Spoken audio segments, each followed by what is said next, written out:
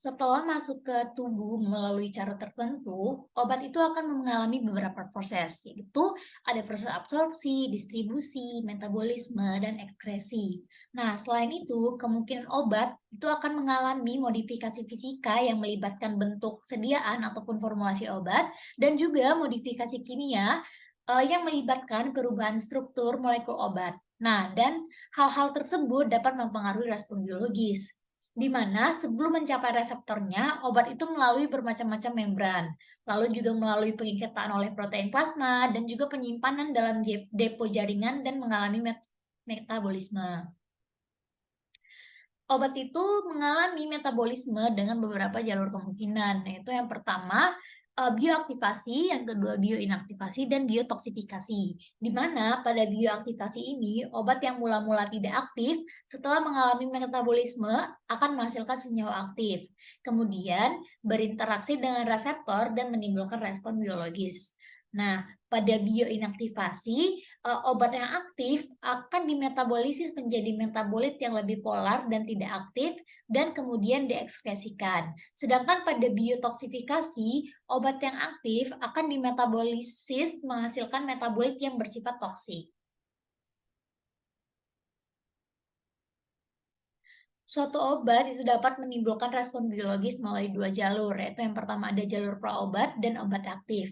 Pada jalur praobat itu terjadi setelah masuk ke peredaran darah, obat akan mengalami proses metabolisme yang akan mengakibatkan obat itu menjadi aktif dan berinteraksi dengan reseptor dan menimbulkan respon biologis.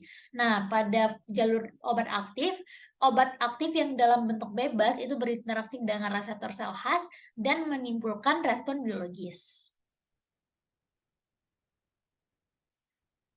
Secara umum, tujuan metabolisme obat itu adalah mengubah obat menjadi metabolit tidak aktif dan tidak toksik, atau bioinaktivasi dan detoksifikasi. Kemudian mudah larut dalam air dan kemudian diekskresikan dari tubuh. Nah, hasil metabolisme dalam beberapa obat itu dapat bersifat lebih toksik dibandingkan dengan senyawa induk.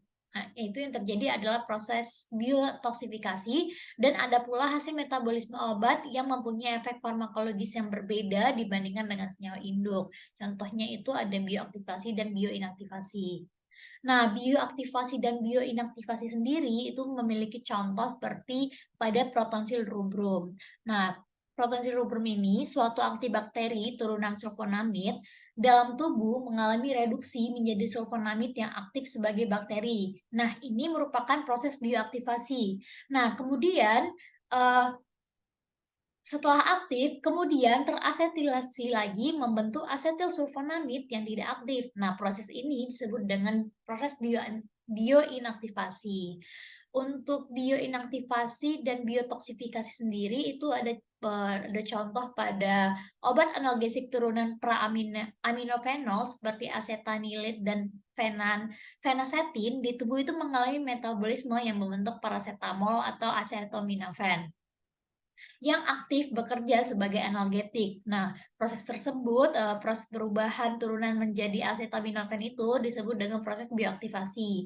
Kemudian, senyawa-senyawa di atas itu dimetabolisasi lebih lanjut menjadi para aminofenol dengan turunan-turunan anilin, N-oksida, dan hidroksilamin yang diduga sebagai terjadinya metemoglobin. Nah, di mana proses-proses yang di mana proses metabolisasi lanjut acetaminophen sendiri tadi itu merupakan proses biotoksifikasi.